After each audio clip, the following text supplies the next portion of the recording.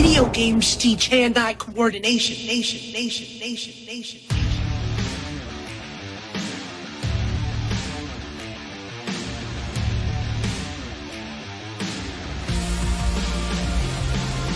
Whoever says video games don't help with coordination obviously never played a rhythm game, or got styled on in Tetris 99. Being able to hit the right buttons at the perfect moment to a musical beat is more challenging than it seems at first glance, and a lot of the time, you gotta put your whole body into it. Party gamers, or jokers with cameras at unflattering angles, swear by them, so today, we're gonna see what all the buzz is about with 10 notable titles. Fair warning, some of these might seem a little hokey in concept, but believe me, there are bigger offenders.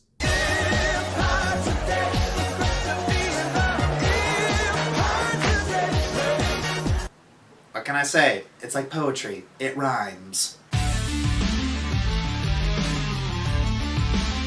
As great as most rhythm games are, there is one weakness that nearly all of them share. The songs available are only the ones made by the original developers or the ones that the publisher could get the rights for. To say nothing of all the game franchises with amazing music that still don't have rhythm spin-offs. It's very surprising, and yet also completely expected, that we'd eventually get a Kingdom Hearts rhythm game. Evidently, someone felt the same way, and thus, Audio Surf was born. What kind of songs does it offer? All of them. All of them? If it exists in audio format, you can play it in Audio Surf. Game OSTs, anime OSTs, fan remixes, nothing is off limits. All the while you race on a track, avoid obstacles, gather lights, and move up and down to the beat. The only thing holding Audio Surf back is, ironically enough, its selling point. The whole AI-generated course thing doesn't really give your songs anything super unique or interesting. Audio Surf 2, for all its improvements, couldn't really take the core concept beyond being a novelty, albeit a very well done one. Still, it's at the very least a fun waste of an afternoon. After all, there aren't a whole lot of other games where you can do this. I just wasted 10 seconds of your life.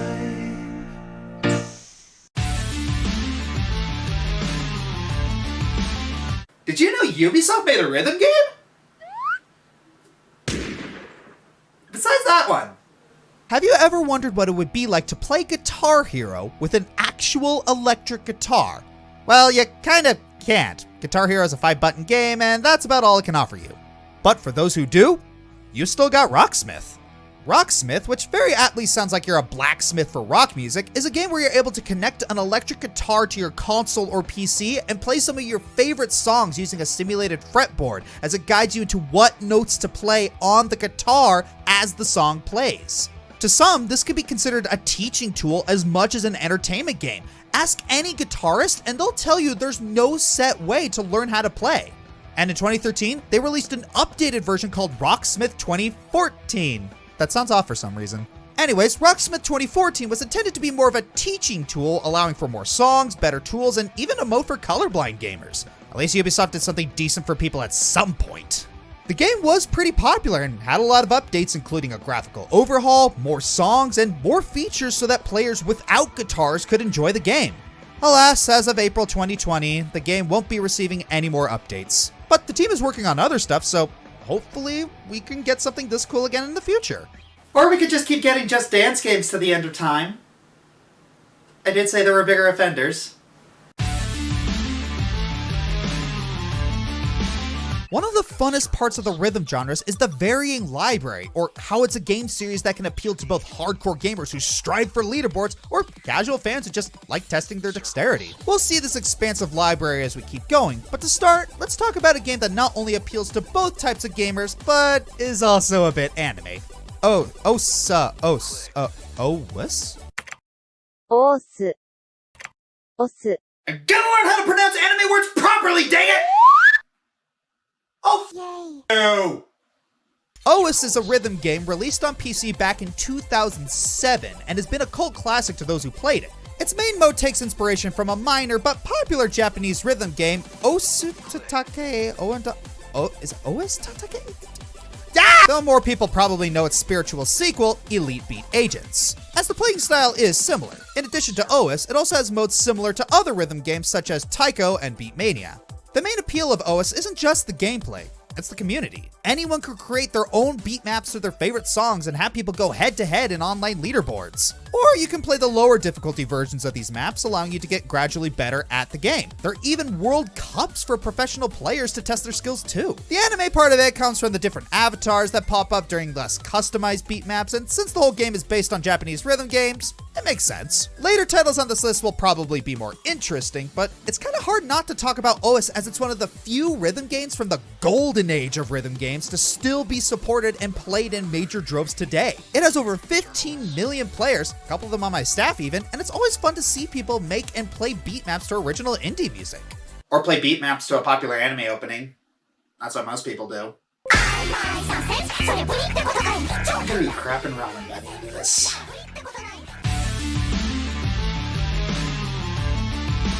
If you're gonna throw a party, to me, there are at least two major requirements video game-wise. One being the Mario Party games, offering some zany multiplayer fun on a virtual board game. The other being Dance Dance Revolution, one of the biggest pioneers of the rhythm genre. Both are hours of fun on their own, but what if you could cross the streams and get the best of both worlds in one big rhythmic party in the Mushroom Kingdom? I love this plan. I'm excited to be a part of it. And this, I present to you the Mario mix of DDR. Much like your standard DDR games, the main gameplay for this title involves moving your feet to the beat of the music and landing on the right directional pad at just the right time. Naturally, you play as Mario or Luigi, and the soundtrack includes remixes of a few select Mario tracks from previous games. If we ever, Iwata-san willing, get another Mario mix, Time to jump up in the air. Jump up, don't be scared. In between the dance-off, we're also treated to a plethora of directional minigames that really make this game feel like a Mario title. Fun little objectives during story dances, we have Waluigi returning as a villain, Bowser's hilarious motivation for stealing the musical MacGuffins, Bowser dancing. It's so unbelievably cheesy, and I love it. And I know some purists out there are going to be angry that I didn't include one of the normal DDRs and that this one is insultingly easy compared to the others. This is crazy. Yada, yada, yada. Well, in this one, not only did I have more fun than when I played the others, but this game inspired the very first video I ever made. If it weren't for DDR Mario Mix, I wouldn't be making videos. The only reason it's on the lower end of the list is that it did cut a few corners in terms of animations, and it does feel a little hokey at times. But you know what? That's okay. It's not supposed to be some grandiose chapter in the Mario series. It's just a fun party game where you get to put your weight on it as the iconic plumber duo. Plus, it gets extra points for being the first DDR game to be released on a Nintendo system. Don't get used to being able to play nice with others.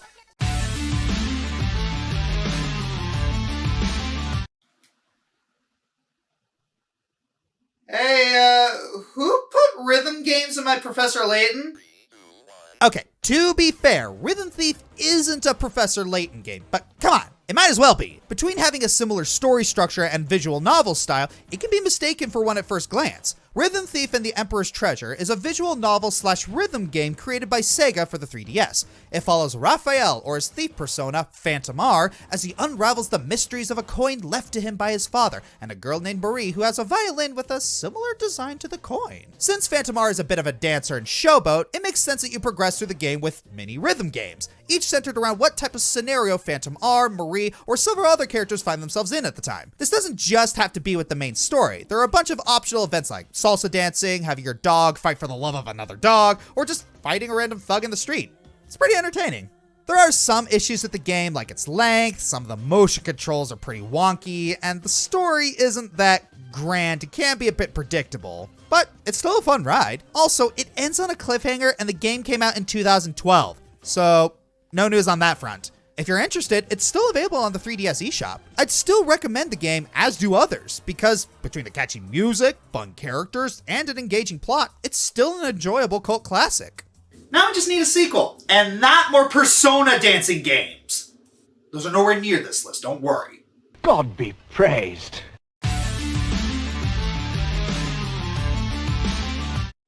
You know, all these rhythm games are great, but what if you want one that just mashed a whole bunch of great and fun mini games together for just pure rhythmic bliss. I guess you could call it a rhythm heaven. Yes, we are talking about Rhythm Heaven. This series originally started back on the GB8 and was developed by Nintendo of all people. Each of the game is a collection of minigames with their own unique scenarios and characters, like the fun Knuckle Joe punching and kicking different objects, a guy kicking away sports balls that are trying to interfere with his date, or a kid trying to sing in chorus. Yeah, not all of them are that special, but they're still fun visually. After a while, you unlock special remixes that will test your skills by combining the various minigames you've done up to this point in one epic song, like you're playing a musical WarioWare. Some of them were even vocal tracks that were translated into English, though the English lyrics can be a bit off at points. Though they did change a few things to fit with the new lyrics. The three games we got in the West were Rhythm Heaven for DS, Rhythm Heaven Fever, and Rhythm Fever Megamix. All three bring back minigames from previous installments and remix them for new songs. If you see the final remix for each game done perfectly, it's pretty insane. While most people consider Rhythm Heaven Fever to be the best game, all of them are pretty enjoyable and fun to play. They didn't sell that well, so as usual with lesser-known Nintendo franchises, it went down the tubes. But maybe we'll get something on the Switch in the future? I think most of us have at least heard of Beat Saber, but for those of us who don't know, Beat Saber is one of the premier titles for VR technology. Released May 1st, 2018, Beat Saber quickly captured the attention and imagination of quite a few people. Today, it has rave reviews everywhere you look, including a full 10 out of 10 on Steam. But what is Beat Saber? It's a rhythm game, obviously, but what sets it apart is that you don't hit buttons in this game. Instead, you swing your motion sensors like swords and slice blocks in time with the music. With VR, the blocks that represent the notes you're supposed to hit rush at you, attacking you. It definitely gives an even further adrenaline boost than your typical rhythm games, as you have to deal with a fight or flight response. The thing about Beat Saber is that you can only get out of it as much as people have put into it. This is both a strength and a weakness. People have poured countless hours into translating songs into Beat Saber courses, not to mention all the great mods like alternate sabers, models, colors, interfaces, game modes, and even a calorie counter module. Everything that Beat Saber is today is a labor of love by the fans. That's why it is where it is on the list. While I do appreciate the free updates, the base game is pretty thin, and it's only with mods that Beat Saber really comes alive. Thus, I can only give Beat Saber partial credit, especially since the base game comes with a $30 price tag for what was probably only a tech demo to start out with. Yes, we do get the occasional free music pack, and it's plain to see the developer is trying their darndest to add more features and content, but the numerous dedicated and capable fans take it from a B+ tier to an A+ tier. Still, I won't detract from how creative the idea of Beat Saber is. There's a reason people felt it was worth their time to make content for this game. Facing down an impossible onslaught of notes like some fictional cyberpunk samurai and ruthlessly cutting them down is something only made possible by VR. It's like the feeling of when you get a perfect combo in Guitar Hero, yet somehow more visceral, more satisfying. Speaking of Guitar Hero, want to live the life of a rock star, but don't actually have time to learn how to grind an axe? The Guitar Hero series has your back. Armed with your mighty guitar controller, you've got to hit every button at just the right moment as you belt out a heart-pumping power solo, unlocking new songs and new playable characters along the way. I previously mentioned that after Activision got the rights to publish the series, they just kept milking the franchise until nothing but string cheese would come out. However, they had a promising start with Guitar Hero 3 Legends of Rock, more or less. Now, there are a lot of goofy elements to the game that are kind of hard to overlook. The story's a little lackluster, a few not-so-subtle advertisement, and some animation, and I'm a little bummed you can't create your own character. However, the actual gameplay definitely makes up for that. In addition to the normal finger-tapping gameplay, Legends of Rock also brings to the stage multiplayer mode and boss fights, where you can try to throw your buddy or foe off their game so you can swipe the spotlight as a rock and roll god. Speaking of which, the bosses themselves include rock legends Slash and Tom Morello, and arguably the hardest boss in any music-based rhythm game, Lou the Flippin' Devil. Trust me, if you can survive a musical duel with him on Expert, you're gonna be screaming, "I got blisters on me fingers!" While they definitely played it a little safe for their first attempt, at Activision and Neversoft still managed to breathe some new life into the Guitar Hero franchise by giving their third major title a little extra edge. Too bad after that, things became stagnant for the franchise and they started pumping out spin-off after spin-off. Again, over 20 titles in just 4 years! Though, if I'm honest, I probably wouldn't have minded a Guitar Hero Mario mix. Yeah, imagine that!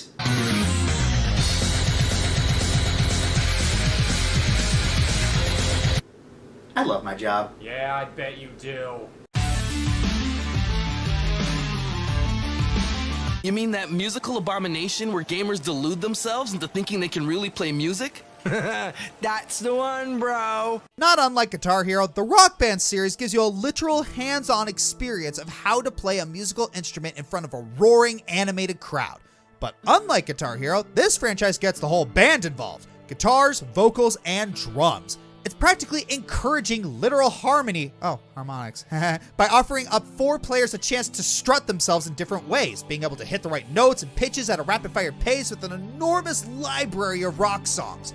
You may be wondering, out of the 3 main titles, what does 3 offer that the other 2 don't? Basically, they offer more. I want some more. More of a connection between the player and their custom characters, a promo that challenges how accustomed you are to the actual instrument, and speaking of, more instruments. Now players get to try their skills on the keyboard for the first time, and even fancier guitars to go with Pro Mode. That will cost you a pretty penny. But is it worth it in the long run? I like to think so.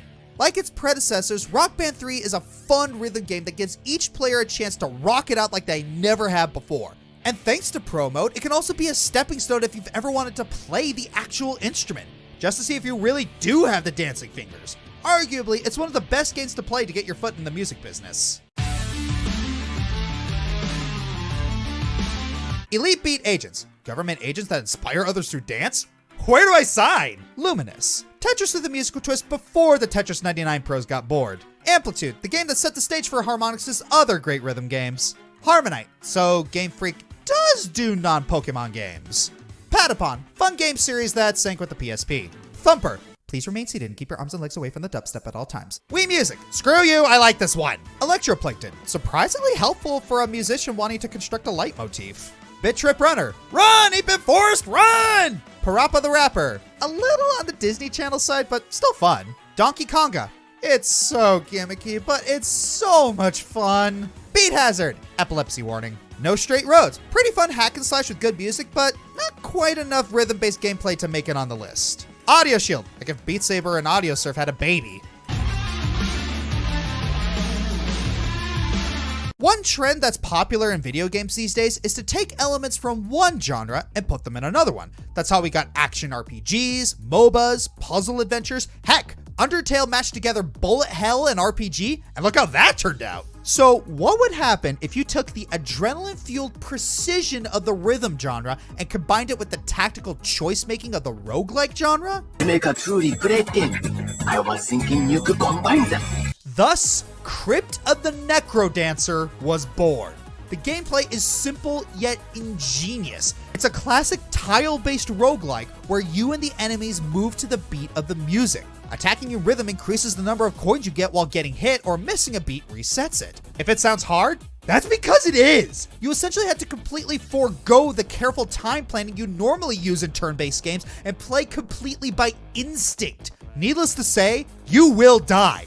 A lot. But for as brutally difficult and punishing as Crypt of the Necrodancer is, it never feels frustrating or unfair. You feel like every mistake you made was yours. And the runs go by lickety-split, so you're always able to get back to where you were fairly quickly. Plus, the game is so fun and the music catchy as all get out, so you don't care when it kicks you in the nards over and over. The game was already great to begin with, but it got even better with the amplified DLC, which added a plethora of content, including a new battle zone, new characters, and a new soundtrack by OC Remix. Then came Cadence of Hyrule, an official crossover and sequel. You get everything that's great about Crypt of the Necrodancer with everything that's great about The Legend of Zelda. It takes a page from Hyrule Warriors in that it goes so far as to add gameplay elements from the franchise. No, I don't think you guys understand. Nintendo, freaking Nintendo, looked at this indie developer and entrusted the Zelda brand to it.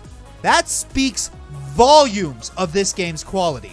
And that's why I believe these two deserve the top, for taking the concept of a rhythm game where you press buttons in time to music to win and going the extra mile and making it completely unique and challenging.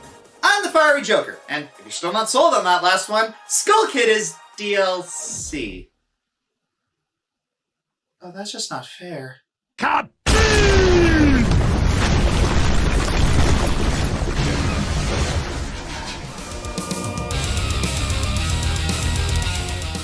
Hey everyone, this is Josh. If you like this video, please like, subscribe, leave a comment, and share the video around. Please check out my other social media like my Twitter, Twitch, and Tumblr. Consider checking below the video and donating to my Patreon, Streamlabs for my merchandise, or becoming a YouTube member, and you'll get rewards like this. Our name shoutouts come from Rainbow Hooves Productions, Ryan Anderson, Sonic Cody, and Misty Phantom.